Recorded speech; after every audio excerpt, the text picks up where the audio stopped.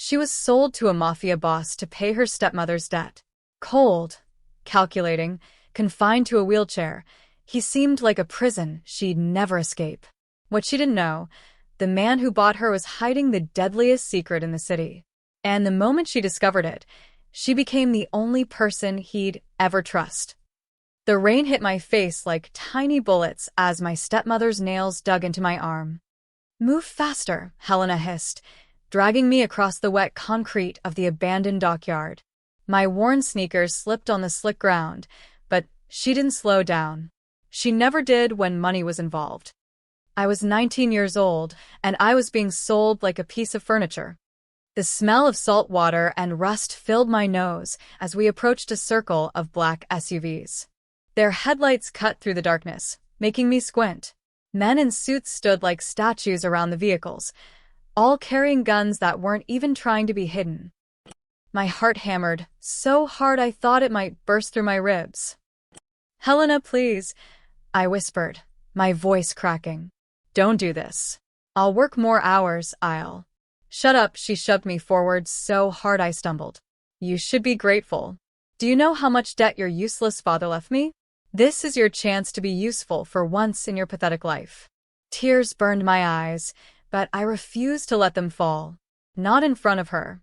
Not anymore. A man in an expensive suit stepped forward, holding a leather folder. "Mrs. Volkov," he said with a slight Italian accent. "The boss is ready." "Boss." My stomach turned to ice. The back door of the center SUV opened, and my breath caught in my throat. A wheelchair emerged first, pushed by another suited man. In it sat someone who made the cold night feel even colder. He looked young, maybe late 20s, with sharp features that could have been carved from marble. Dark hair fell slightly over his forehead, and his eyes. God, his eyes were like frozen steel, gray and completely empty of warmth. He wore a black suit that probably cost more than my entire life, and even sitting in that wheelchair, he commanded the space like a king surveying his kingdom. This was Dante Moretti. I'd heard the name whispered in our neighborhood with fear. The mafia boss who ruled the city's underworld from the shadows. The man no one dared to cross. The man who was apparently buying me. "Show me the girl," he said. His voice was low and smooth, like expensive whiskey, dangerous and intoxicating. Helena practically threw me forward. I stumbled again, catching myself just before I fell at his feet. When I looked up, those gray eyes were studying me with an intensity that made my skin prickle. "Alina Volkov," Helena announced like she was presenting a prize. 19 years old. Healthy. Obedient. She'll do whatever you need. Heat flooded my cheeks, part shame, part rage. I wasn't cattle. I wasn't property. But right now, apparently, I was. Dante's gaze traveled over me slowly, clinically. Not with lust, but like he was evaluating an investment. When his eyes met mine again, something flickered there for just a second. Surprise, maybe? Or recognition. Then it was gone. "You understand what's happening here?" he asked me directly. I swallowed hard. "You're buying me to pay off my stepmother's debt. And you agree to this arrangement?" A bitter laugh nearly escaped my throat. "Do I have a choice?" One of his men shifted, hand moving toward his gun, but Dante raised a finger slightly. The man froze. "There's always a choice," Dante said quietly. "But some choices have consequences. Your stepmother owes my organization $300,000. She's offering you as collateral until the debt is paid. If you refuse, the debt collectors will visit her tonight. And trust me, they're not as patient as I am." My blood ran cold. Helena's face had gone white. "Wait, you said I'd be free of the debt if you took her?" Helena sputtered. Dante's expression didn't change. "I said I'd consider the matter settled between us. I never said she'd be free. That depends entirely on her performance." The words hung in the air like a noose. I thought of my little brother, Marcus. Only 8 years old, and already so scared of Helena's boyfriend. If something happened to Helena, Marcus would end up in the system. Or worse. "I'll do it," I heard myself say. "I'll go with you." Dante studied me for another long moment, then nodded once. Marco, the papers. The man with the leather folder stepped forward, opening it to reveal a stack of documents. Helena grabbed the pen he offered and signed frantically, her hands shaking. When she finished, she looked at me with something that might have been guilt on someone else's face. On hers, it just looked like relief. "Don't screw this up, Alina," she muttered. Then she turned and walked away, without looking back. Just like that. 19 years of raising me, if you could call it that, and she disappeared into the darkness like I'd never existed. I stood there, rain soaking through my thin jacket, surrounded by armed men and a mafia boss in a wheelchair who now apparently owned me. "Get her out of the rain," Dante said to his men. "Take her to the car." 2 men moved toward me, and I flinched back instinctively. Dante noticed. "Don't touch her," he added sharply. "Let her walk on her own." The men stopped immediately. Dante's eyes met mine again, and for the first time, I saw something other than ice there. Something almost like understanding. "You'll ride with me," he said. "We have things to discuss." One of his men opened the SUV door wider. I looked at the wheelchair, at Dante's expressionless face, at the guns and the darkness surrounding us. Then I climbed into the vehicle that would take me away from everything I'd ever known. As we drove away from the docks, I watched the city lights blur through the rain-streaked window. Dante sat across from me in silence, his wheelchair secured carefully in place. He hadn't spoken since we got in the car, but I could feel his gaze on me occasionally. Finally, I couldn't take it anymore. "What are you going to do with me?" I asked, my voice barely above a whisper. He was quiet for so long I thought he wouldn't answer. Then, "That depends on you, Alina." The way he said my name like he was tasting it, testing it, sent a shiver down my spine. "For now," he continued, "you'll work as my personal assistant. You'll live in my home, follow my rules, and ask no questions about my business. Do that and you'll be treated fairly. Break my rules." He didn't finish the sentence. He didn't need to. I nodded, not trusting my voice. As the SUV pulled through massive iron gates and up a long driveway, a mansion appeared through the rain. It was enormous, more like a castle than a house, with lights glowing in dozens of windows. This was going to be my prison.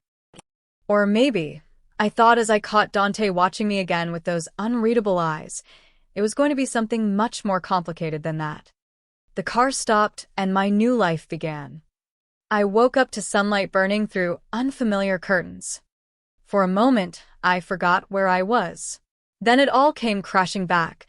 The docs, Helena's signature on those papers, Dante's gray eyes watching me like I was a puzzle he hadn't decided whether to solve or throw away. The room around me was bigger than the entire apartment I'd shared with Helena and Marcus. A massive 4-poster bed, silk sheets that felt like water against my skin, furniture that looked like it belonged in a museum. Through the window, I could see gardens that stretched on forever. A prison could be beautiful. That didn't make it any less of a prison. A sharp knock on the door made me jump. "Miss Volkov," a woman's voice called. "Mr. Moretti requests your presence in his office in 30 minutes. I scrambled out of bed, my heart racing. "Okay, I'll be ready." Footsteps walked away, and I rushed to the adjoining bathroom. It was marble and gold, with a shower that had more buttons than I knew what to do with. I washed quickly, painfully aware of the clock ticking. My clothes from last night had been cleaned and folded on a chair, but next to them sat new ones, simple black pants and a white blouse. Professional, like a uniform, like a servant's clothes. I dressed fast and found my way downstairs, following the sound of voices. The mansion was a maze of hallways, each more elaborate than the last. Paintings worth millions probably lined the walls.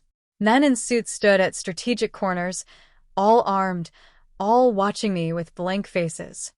"You're the new girl," one of them said as I passed. Not a question, just a fact. I kept walking. Dante's office was behind double doors at the end of a long corridor. I knocked softly. "Enter." He sat behind an enormous desk, still in his wheelchair, reviewing documents with the same intense focus he'd used to study me last night. Morning light made his features sharper, somehow more dangerous. "Sit," he said without looking up. I took the chair across from him, my hands folded in my lap to stop them from shaking. He finally looked up, and those gray eyes pinned me in place. "You slept well?" Yes. "Thank you." Good. "Because your work starts now." He pushed a tablet across the desk. "These are the rules. Read them. Memorize them. Break any of them, and there will be consequences." I picked up the tablet with trembling fingers. Rules for Alina Volkov. No phone calls or outside contact without permission. No questions about business matters. No entering the East Wing without explicit instruction. No leaving the property without escort. Complete all assigned tasks without complaint. Report to Mr. Moretti's office every morning at 8 a.m. Speak to no one about what you see or hear in this house. The list went on. 20 rules total, each one a chain around my neck. "Do you understand?" Dante asked. "Yes. Your job is to organize my files, manage my schedule, and handle correspondence. You'll work from the desk in the corner." He gestured to a smaller desk near the window. "You start now." I stood, moving to the desk he'd indicated. It was already piled with folders, each labeled with dates and codes I didn't understand. For the next several hours, I worked in silence. Dante made calls in Italian, his voice switching between calm and deadly without warning. Men came and went, all of them treating him with a fear that bordered on worship. One man literally trembled when Dante signed a document and slid it back across the desk. "Tell Russo if he's late on another payment, he won't need to worry about deadlines anymore," Dante said quietly. The man went pale and hurried out. I kept my eyes on my work, my heart pounding. This was the real Dante Moretti, not the careful man from last night, but the monster everyone feared. Around noon, a woman brought lunch on a silver tray. She placed it on my desk without a word, then set another tray on Dante's desk. "Eat," Dante said. "You're no use to me if you faint from hunger." The food was incredible. Pasta with some kind of cream sauce, fresh bread, vegetables I'd never even seen before. I ate slowly, aware of him watching me occasionally between his own bites. "You're wondering why I bought you," he said suddenly. I froze, fork halfway to my mouth. "I can see it in your eyes. You think I want," he paused, something dark crossing his face. "I don't. I needed someone who has nothing, no connections, no loyalty to anyone in this world. Someone completely isolated." "Why?" The word slipped out before I could stop it. His jaw tightened. "That's a question. Rule number 2". Sorry. Don't apologize. Just obey." We finished eating in tense silence. When the woman came to collect the trays, Dante pressed a button on his desk. A section of the bookshelf slid open, revealing a bank of security monitors. "This house has cameras everywhere," he said, wheeling closer to the screens. "I see everything. Every hallway, every room, every conversation. Remember that." I stared at the monitors showing different parts of the mansion. Guards patrolling. Servants cleaning. A garden where more armed men walked the perimeter. Then one camera caught my attention. It showed a hallway I didn't recognize, darker than the others, with a heavy steel door at the end. "That's the East Wing," Dante said, following my gaze. "You'll never have reason to go there. Forget you saw it." But I couldn't forget, because as I watched, a shadow moved across that screen. Just for a second, like someone walking past the camera. Someone who shouldn't be there. When I glanced at Dante, he was already turning away, wheeling back to his desk as if nothing had happened. But I'd seen the tension in his shoulders, the way his hands gripped the wheelchair, arms just a little too tight.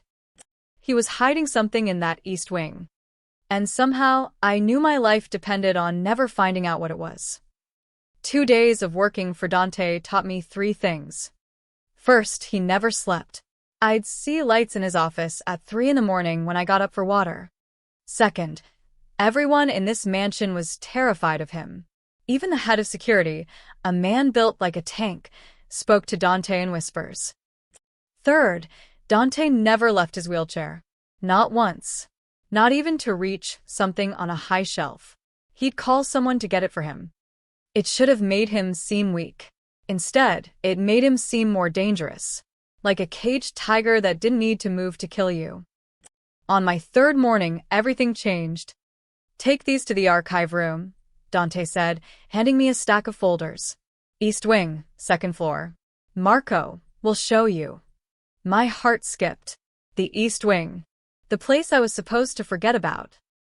Marco, the same man who'd held the papers the night I was sold, nodded curtly. Follow me.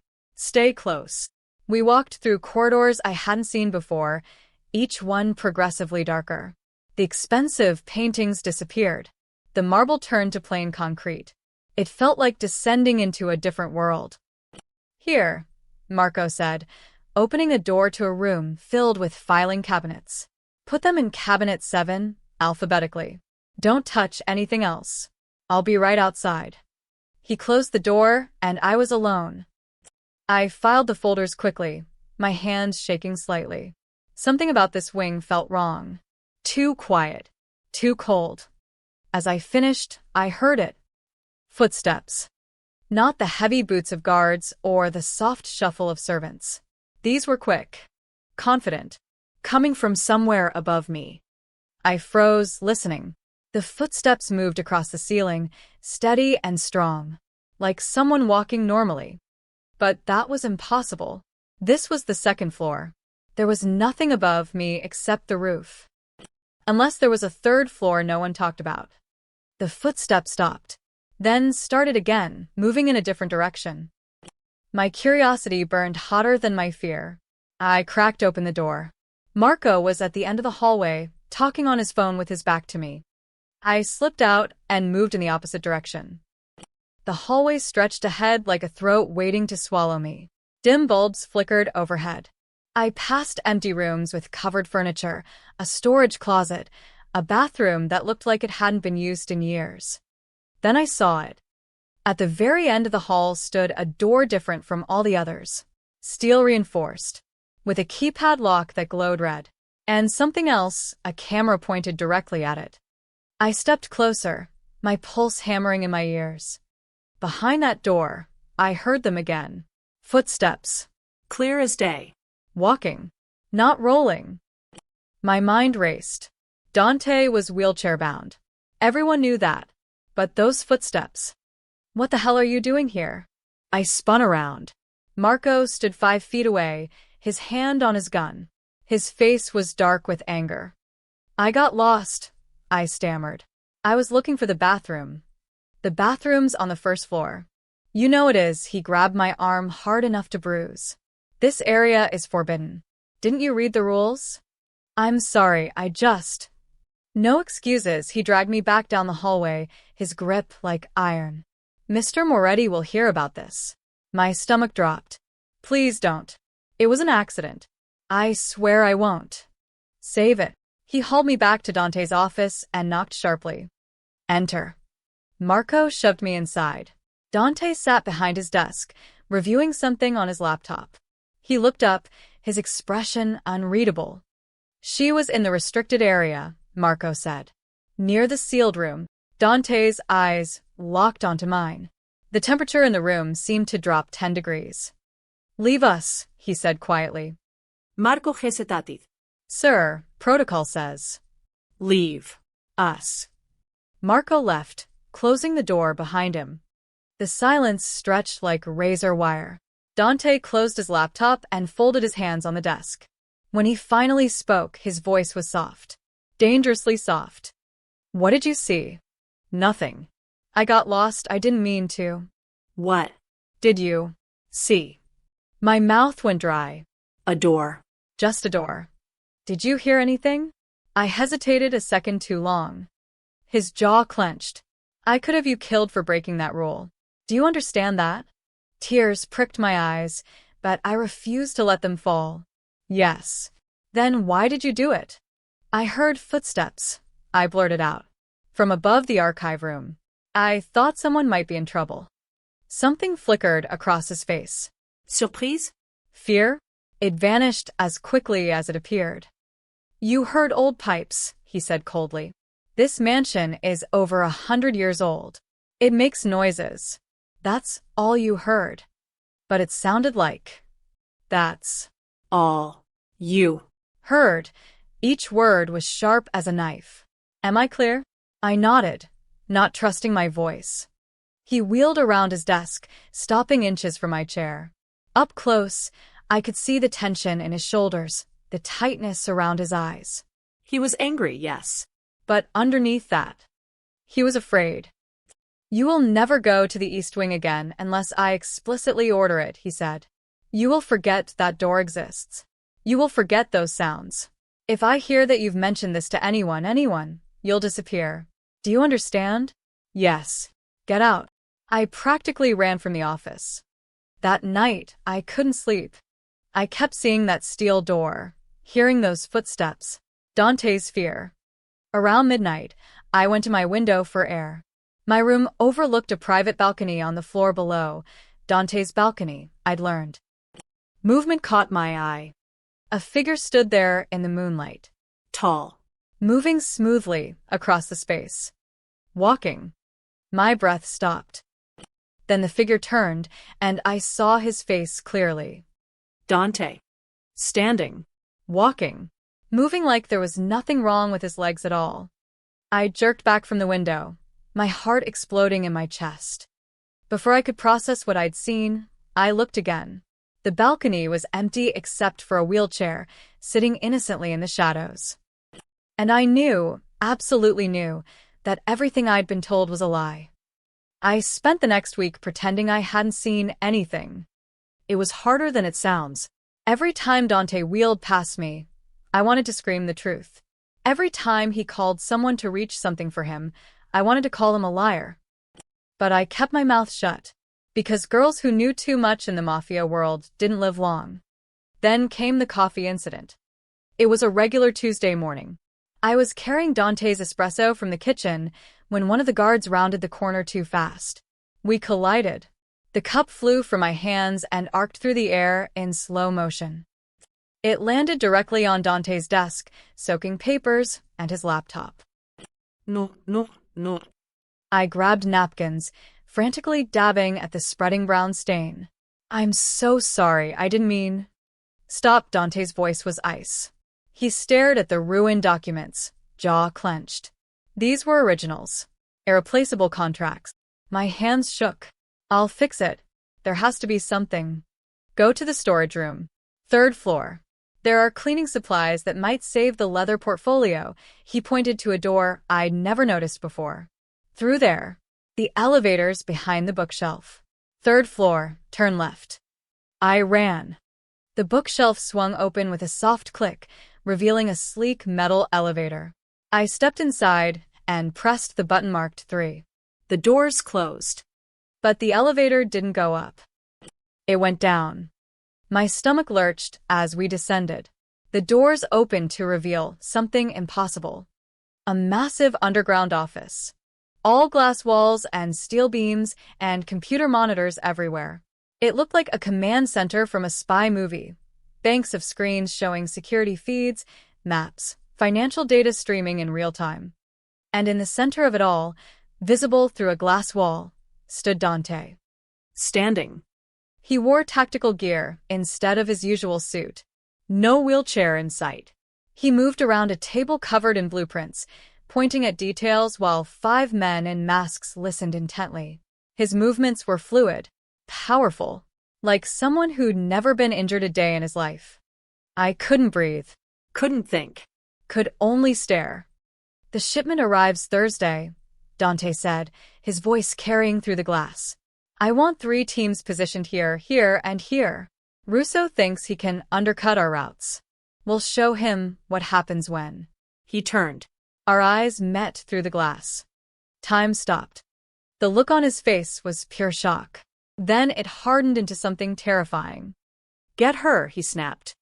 I ran for the elevator, slamming the button.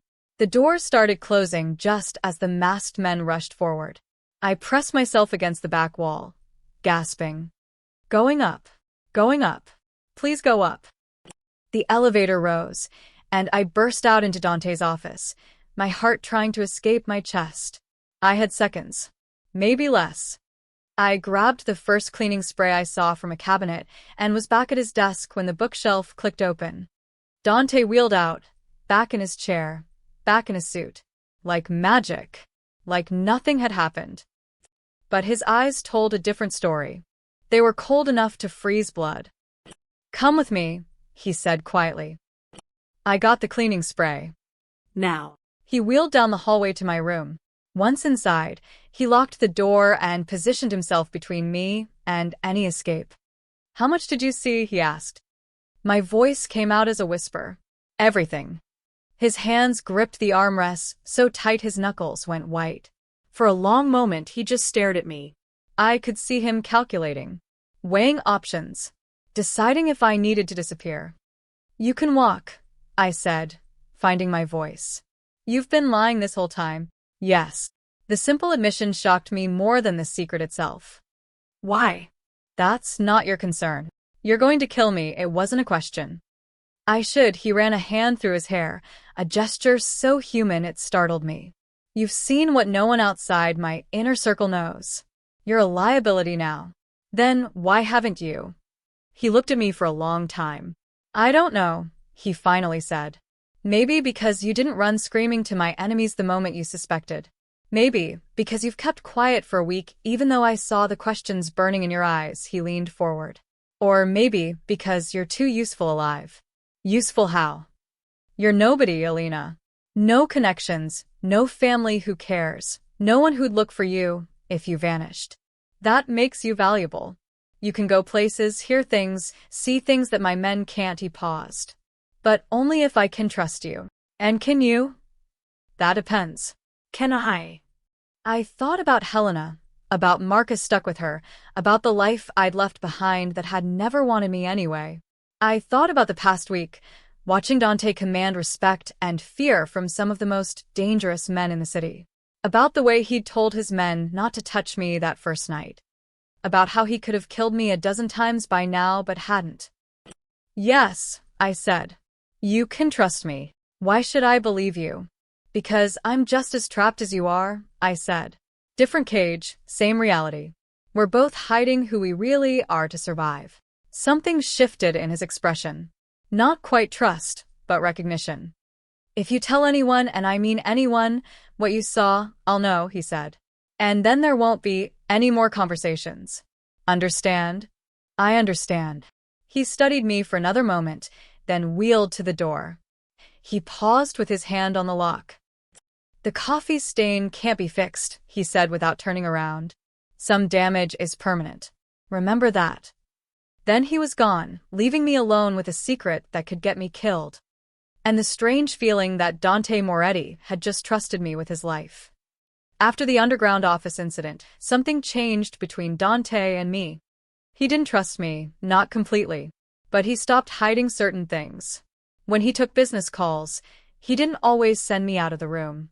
When men came with reports, he let me stay at my desk. And strangest of all, he started taking me with him to meetings. "You'll be my assistant today," he said one morning, exactly 2 weeks after I discovered his secret. "We're meeting with some business associates. You'll take notes. You'll speak only if spoken to. And you'll remember nothing afterward." "Understood." We drove to an upscale cafe in the city center, the kind where every coffee cost more than I used to make in a day. Dante played his role perfectly, wheeling through the entrance while his guards held doors. People stared, some with pity, most with fear when they recognized him. Inside, 3 men in expensive suits waited at a corner table. They stood when we approached, their faces carefully neutral. "Mr. Moretti," the oldest one said. "Thank you for meeting us." "Gentlemen," Dante positioned his wheelchair at the head of a table. I sat beside him, tablet ready. "Let's make this quick. I have other appointments." They discussed shipping routes and percentages, territory divisions, and payment schedules. I took notes, keeping my expression blank, even though I understood exactly what they were really talking about. Drugs. Weapons. money laundering.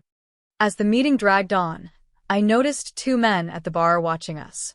They wore casual clothes, but something about them screamed danger. One had a tattoo peeking from his collar, a serpent wrapped around a dagger. I'd seen that symbol before on documents in Dante's office. The Serpent family. His rivals. They weren't even trying to hide their surveillance. And the Eastern Docks will remain neutral territory, one of the suits was saying. We can agree on that, yes. For now, Dante replied. But only if. One of the men at the bar stood and walked past our table. As he passed, he spoke, just loud enough for me to hear. Such a shame about the heir who survived. Someone should finish what his family started.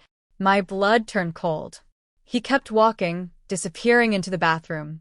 Dante's expression didn't change, but I saw his hand tighten on the armrest. He'd heard it too. The meeting ended shortly after. In the car, Dante was silent, staring out the window with that calculating look he got when planning something dangerous. Who did they mean? I asked quietly. The heir who survived. No questions. But I said no questions, Alina. His tone made it clear the conversation was over. That night, I couldn't sleep. The words kept echoing in my head. The heir who survived. It had to be connected to why Dante hid his ability to walk. To why he lived in constant fear of discovery. Around midnight, my phone buzzed. I stared at it in shock. I wasn't supposed to have a phone. They'd taken mine the first night. But there it was on my nightstand, screen glowing with an unknown number. My hands shook as I answered. Hello. Alina, Helena's voice made my stomach turn. Did you miss me? How did you? I have friends everywhere, sweetie. Even in Dante Moretti's precious mansion. She laughed, sharp and cruel. I need you to do something for me. No. Whatever it is, no. Not even for Marcus. My heart stopped. What did you do? Nothing yet. But my boyfriend's been getting impatient. Says the boy eats too much, costs too much money. I keep telling him Marcus is valuable, but she paused dramatically. I need insurance. Money. And you're going to get it for me. I don't have access to money here, but you have access to information. Dante's business deals, his contacts, his schedules, her voice hardened. You're going to tell me everything you learn. Account numbers, meeting locations, shipment times. Or Marcus learns what it's like when my boyfriend gets really angry. Tears burn my eyes. Please don't do this. You have 3 days to give me something useful. I'll call again, she hung up. I sat there in the dark, the phone hot in my hand. Marcus was only 8 years old. He'd done nothing wrong. And now he was leveraged to turn me into a spy against the one person who'd shown me any kind of protection. I should have thrown the phone away. Should have told Dante immediately. Instead, I hid it under my mattress and stared at the ceiling until dawn. The next morning, Dante seemed distracted. He made calls in rapid Italian, his voice tense. Something was happening. Something big. There's a gala this weekend, he said suddenly. High society. All the major families will be there. I'm attending, and you're coming with me. A gala? Why would? Because I need someone I can trust watching my back, he looked at me intently. Can I trust you, Alina? Helena's threat rang in my ears. Marcus's face flashed through my mind. Yes, I lied, hating myself. You can trust me. He studied me for a long moment, and I was terrified he could see right through me. But finally he nodded. Good. Because the Serpent family will be there. And if what I heard at the cafe is true, they're planning something. His eyes went dark. They think I'm weak. That I'm easy prey because of this wheelchair. It's time to show them exactly how wrong they are. I swallowed hard, caught between two impossible choices. Betray Dante and save my brother, or stay loyal and let Marcus suffer. As Dante wheeled away to make another call, I realized with sinking dread that the gala would force me to choose. And either way, someone I cared about would get hurt. I couldn't do it anymore. For 2 days, I'd avoided Dante's eyes, terrified he'd see the guilt written across my face. Helena had called twice more, each time with new threats. Each time, I told her I was working on it. But I couldn't betray him. Not after everything. The night before the gala, I made my decision. I would go to the underground office and find something, anything, that would help me understand who Dante really was. If I knew the truth, maybe I could find another way to save Marcus. Maybe I could protect them both. At 2 in the morning, I crept down to Dante's office. The mansion was quiet except for the distant footsteps of guards on patrol. My heart hammered as I approached the bookshelf. I'd watched Dante open it before. A specific book, red leather, third shelf. I pulled it. The bookshelf clicked and swung open. The elevator descended into that underground world of glass and steel. This time, the space was empty. Just humming computers and silent monitors. I moved quickly, searching desks for anything useful. Financial records, shipping manifests, nothing that explained the real mystery. Why was Dante hiding? Then I saw them. Photographs in a locked drawer that wasn't quite closed. I pulled them out with shaking hands. The first photo showed a young boy, maybe 7 years old, with dark hair and gray eyes that already held too much sadness. He stood between a man and woman in elegant clothes. A family portrait. But the name on the back made my blood freeze. The Bellini family. Last photo before the massacre. I shuffled through more photos. Newspaper clippings. Bellini estate attacked. Entire family killed. No survivors. But there had been a survivor. The boy in the photo was Dante. I was hoping you wouldn't come down here. I spun around. Dante stood in the elevator doorway. Stood, not sat. Wearing dark clothes, his expression unreadable. I can explain, I started. Can you? He walked toward me, each step deliberate. Or, are you looking for information to sell? Is that why you've been so nervous? Someone got to you. Tears spilled down my cheeks. My stepmother. She has my brother. She threatened to hurt him if I didn't give her information about you. I expected rage. Violence. Instead, Dante went very still. And what did you tell her? Nothing. I held up the photos with shaking hands. I came here to understand. To find another way. These photos. Dante, who are you really? He stared at me for a long moment, then walked to his desk and poured 2 glasses of whiskey. He handed me one. Sit. He said. He remained standing, looking out at the monitors. My real name is Dante Bellini, he said quietly. 15 years ago, my family controlled half the city. We were powerful, respected, feared. But we had enemies. The Moretti family chief among them. He took a long drink. One night, they came. Burned our estate. Killed my parents, my sister, everyone. I was 12 years old. A guard hid me in a storage tunnel. I heard them die. Every scream. Every gunshot. My hand covered my mouth. I survived in the tunnels for 3 days before one of my father's men found me. He took me away, changed my name, gave me to a distant relative. Everyone thought I was dead. That's what kept me alive. The wheelchair, I whispered. It's part of the disguise. Yes.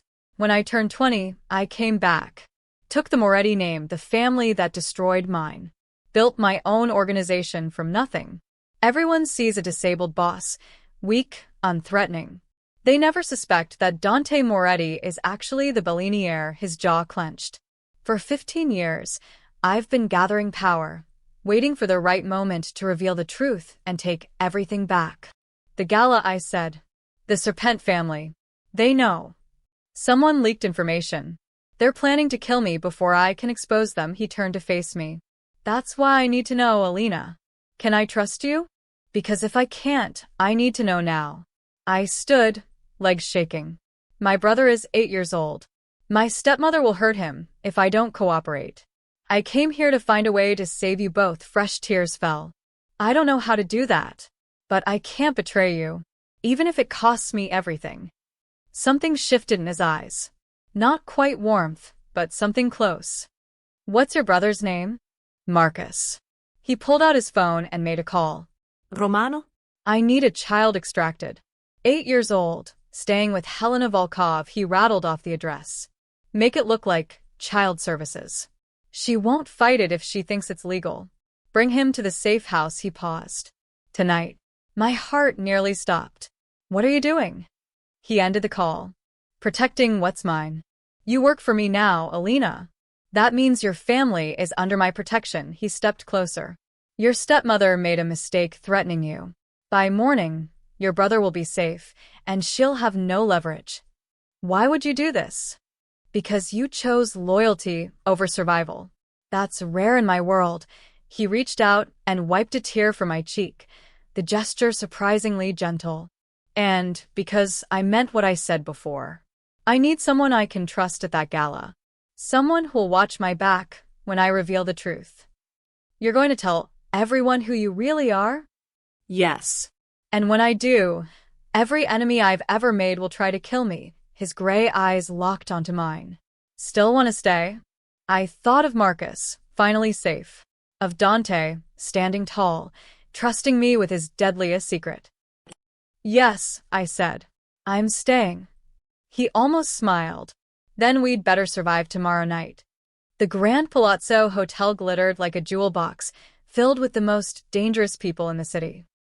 I stood beside Dante's wheelchair in a black evening gown he'd provided, my hands steady despite the fear coursing through me. Every major crime family was here, the Russos, the Costellos, the Vegas. And somewhere in this crowd, the Serpent family waited to strike. Remember, Dante murmured as we entered the ballroom. When it starts, get behind the pillars. Don't try to be a hero. What about you? His lips quirked. I've been waiting 15 years for this. I'll be fine. We moved through the crowd, Dante playing his role perfectly. People nodded respectfully, some with pity in their eyes as they watched him whirl past. If only they knew. At the center of the room, a man in a white suit held court, Antonio Serpent, head of the family that had helped orchestrate the Bellini massacre. He saw us and smiled like a snake that had spotted prey. Dante Moretti, he called out, loud enough for everyone to hear. How kind of you to grace us with your presence. And who's this lovely assistant? Just an employee, Dante said smoothly. Nothing more. Pity, Antonio's eyes raked over me. She seems more valuable than that. The room had gone quiet, everyone watching the exchange. This was it. The moment before the storm. I actually came to make an announcement, Dante said, his voice carrying across the ballroom. One that's 15 years overdue. Antonio's smile faltered. Oh. Dante's hands gripped his armrests. My real name isn't Dante Moretti. Gasps rippled through the crowd. I saw hands moving toward concealed weapons. It's Dante Bellini. The name hit like a bomb. People stumbled back. Antonio's face went white with rage. Impossible, he snarled. The Bellini heir died in the fire. Clearly not, Dante looked around the room, meeting the eyes of every family head present. For 15 years, I've rebuilt my family's empire under your noses. The Moretti organization? Built on Bellini blood and Bellini money. And now I'm taking back what's mine. You're insane, Antonio spat. You think these people will follow a cripple? Dante smiled. It was terrifying. Who said anything about being a cripple? He stood. The room exploded into chaos. Dante rose from his wheelchair like a ghost returning from the dead, tall and powerful and very much capable. The shock on every face was worth everything. Then the gunfire started.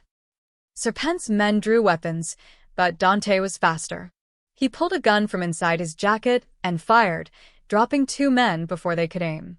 His own guards flooded in from every entrance, turning the ballroom into a war zone. Alina, get down, Dante shouted. I dove behind a marble pillar as bullets shattered champagne glasses and tore through expensive paintings. Screaming filled the air. People ran in every direction, seeking cover. Through the chaos, I saw a flash of movement. A man on the balcony above, raising a rifle. The red of a laser sight tracked across the crowd, searching. It landed on Dante's chest. Dante, I screamed, but my voice was lost in the noise. Without thinking, I ran. Pushed through the panicking crowd, my heels slipping on marble. The sniper's finger moved to the trigger. I slammed into Dante just as the shot fired. Pain exploded across my shoulder as we crashed to the ground together. Hot. Burning. The bullet had grazed me, but Dante was safe beneath me. Alina. His hands were on my face, my shoulder, checking for damage. What the hell were you thinking? Saving you. I gasped, adrenaline making everything sharp and bright. His guards had found the sniper. Gunshots from above, then a body falling from the balcony. Dante pulled me behind an overturned table, his arm around me, applying pressure to my wound. You're insane, he said, but there was something like awe in his voice. I learned from the best. Around us, the battle was ending. Dante's men had overwhelmed the Serpent soldiers.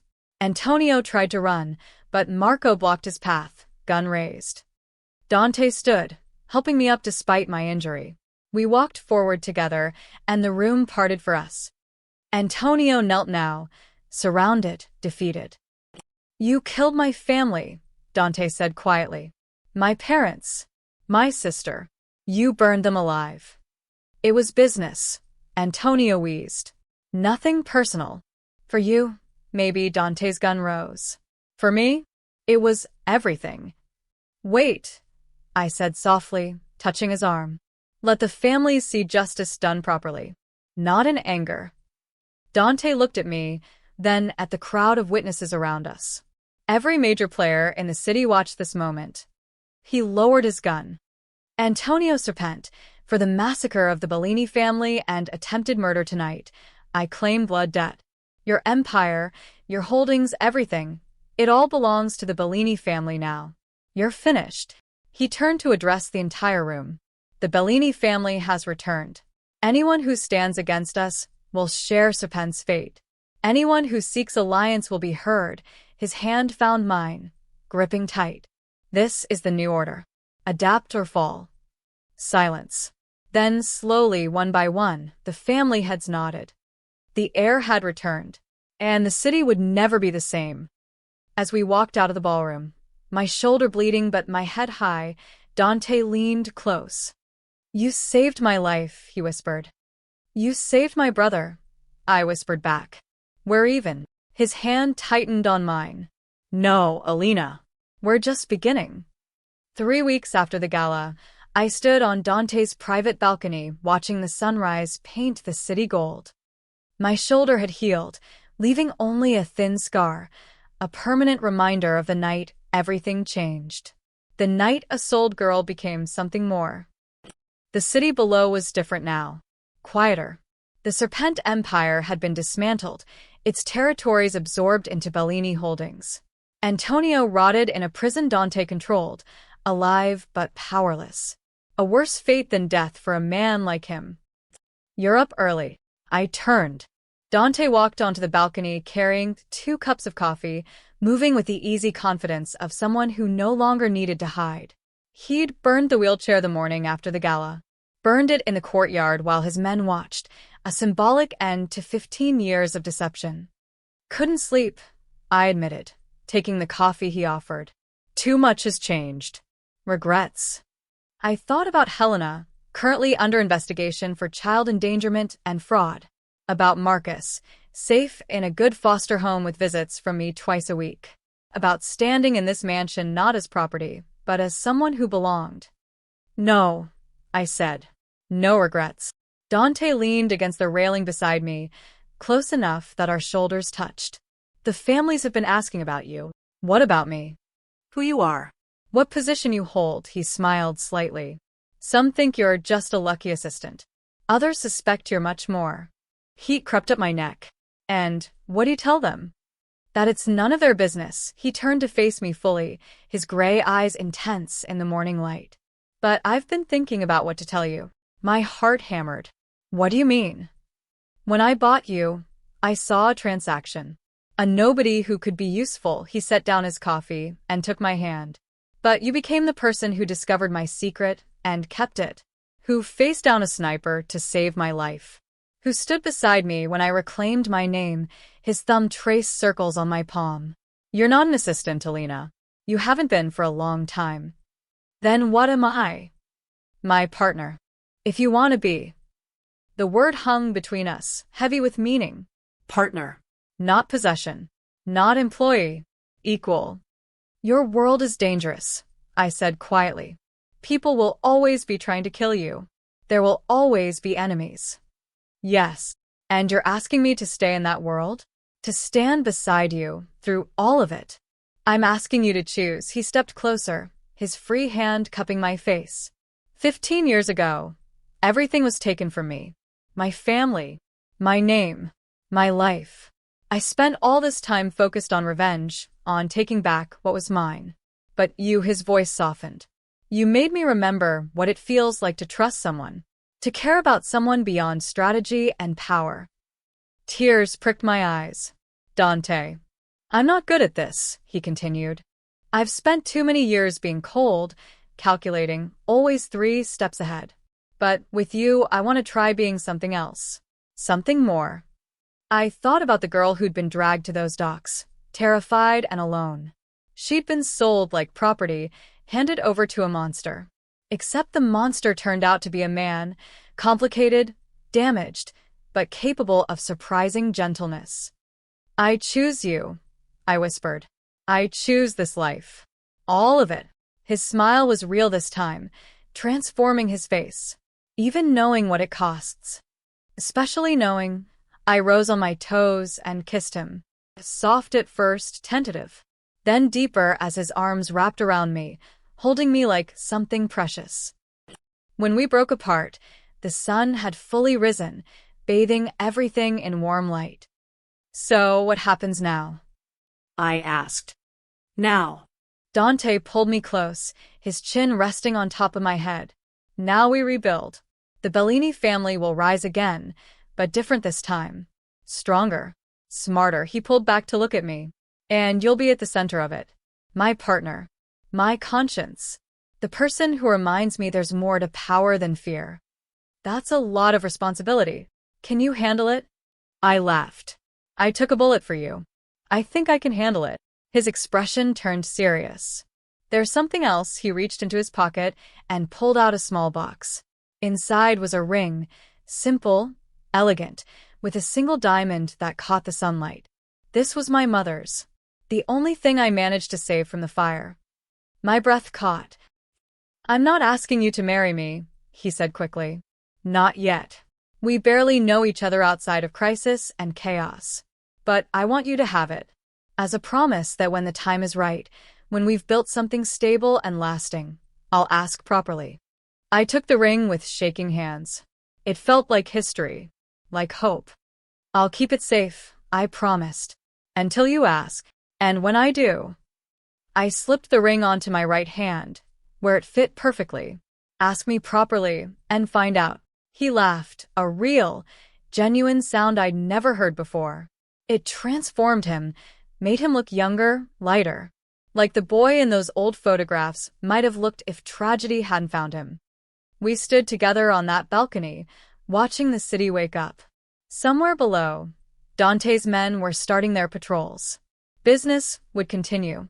Enemies would plot. Life would go on in all its dangerous complexity. But up here, in this moment, we were just 2 people who'd found each other in the darkness and chosen to face the light together. Ready to change the world? Dante asked. I laced my fingers through his. With you? Always.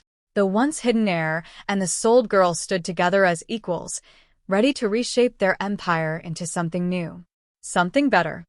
And as the sun climbed higher, burning away the last shadows, I knew this was just the beginning of our story.